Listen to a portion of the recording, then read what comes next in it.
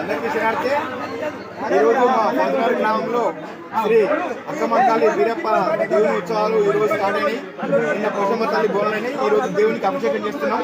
దీన్ని పాలనేయి గోసులు అంటారు.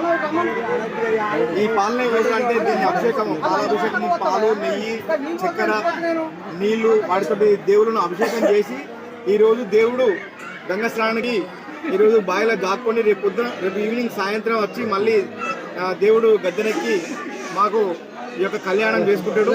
సో అందరూ ఎక్కడున్న మా కుల బాంధవులు, గొల్ల కుర్మ కుల బాంధవులు అందరూ మా యొక్క ఈ కళ్యాణానికి రావాల్సిందిగా మేము అందరం మా కుల బాంధవులు అందరూ మేము సవినంగా ఆహ్వానిస్తున్నాము.